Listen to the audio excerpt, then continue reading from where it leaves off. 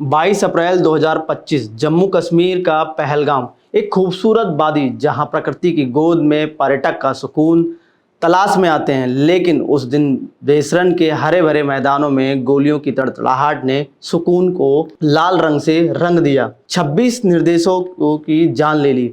ज़्यादातर पर्यटक आतंकी भेड़ चढ़ गए। ये हमला न केवल भारत के दिल पर चोट था, बल्कि देश की संप्रभुता और शांति के खिलाफ एक खुली चुनौती थी। लेकिन भारत चुप नहीं रहा। प्रधानमंत्री नरेंद्र मोदी ने ऐलान किया कि आतंकवाद को कुचला जाएगा। हमारी राष्ट्रीय संकल्प है, सेना की खुली छूट कार्रवाई का समय मांगा। तरीका और लक्ष्य अब सेना तय करेगी। आज हम बात करेंगे इस हमले के बाद भारत के कड़े रुख की, सेना की तैयारियों की और उस संकल्प की जो आतंक के खिलाफ निर्णय का जंग का आगाज कर रहा है। पहलगाम जहां की वादियों पर हर साल लाखों पर्यटक अपनी ओर खींचती है, उस दिन खून से लथपथ 22 अप्रैल को आतंकियों ने बेसरन के खास मैदानों में अंधाधुंध गोलीबारी की।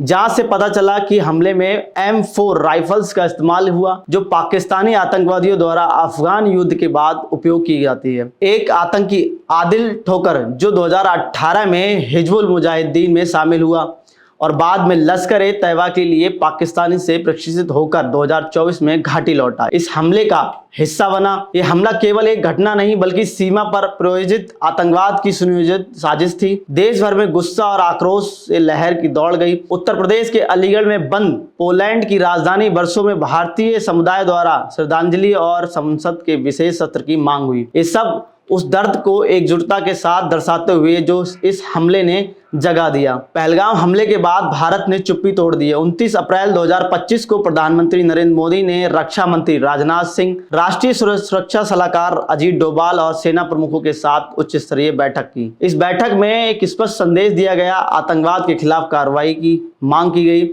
आतंकवाद के खिलाफ कोई समझौता नहीं, पीएम मोदी ने कहा।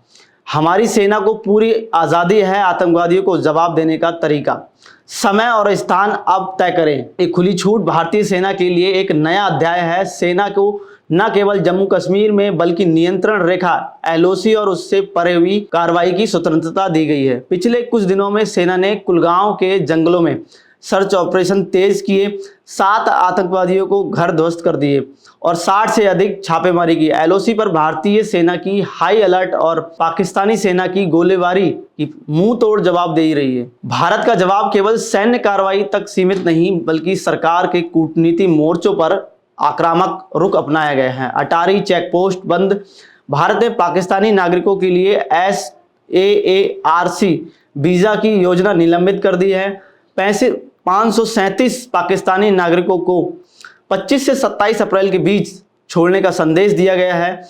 पाकिस्तानी मीडिया द्वारा प्रतिबंध, गृह मंत्रालय की सिफारिश पर 16 पाकिस्तानी यूट्यूब चैनल्स, जिसमें जियो न्यूज़, डॉन न्यूज़ और सीमा टीवी शामिल है, भारत में ब्लॉक कर दिए गए हैं। इन पर भारत और उसकी सेना के खिलाफ भ्रामक सामग्री फैलाने का आरोप था। पाकिस्तानी राजनीति को तलब, भारत ने पाकिस्तान के शीर्षक राजनीतिक सैयद अहमद वाराइज को तलब कर औपचारिक पर्सोना नॉन ग्राटा नोटिस थमाया है। सिंधु जल समझौतों पर तनाव, भारत के सिंधु नदी का पानी रोकने के कदम से पाकिस्तान बौखला गया है, जिससे LOC पर गोलीबारी को बढ़ा दिया गया है। विदेश मंत्री S जयशंकर ने 9 घंटे में 9 देशों के विदेश मंत्रियों से बात की, जिसमें वैश्विक समुदाय पहलगाम हमले की निंदा हुई।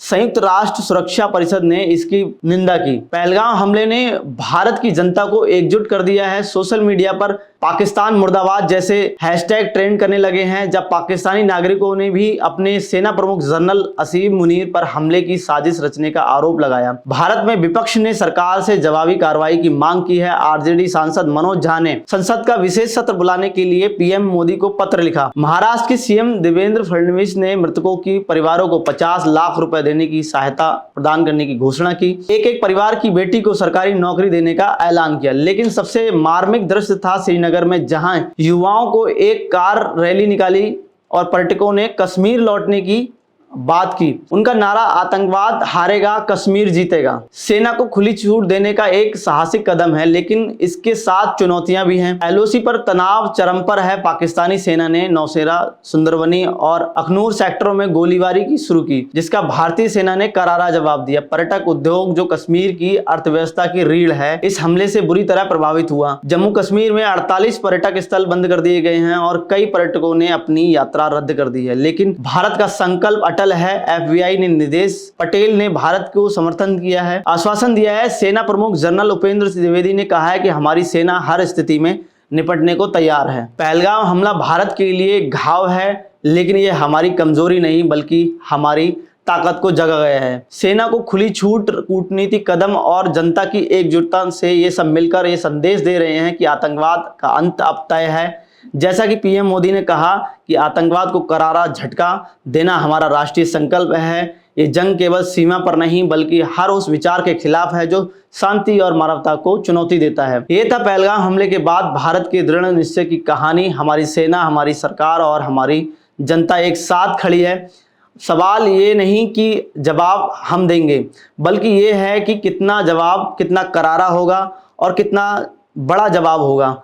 बने रहिए हमारे साथ भारत रफ्तार। जय हिंद।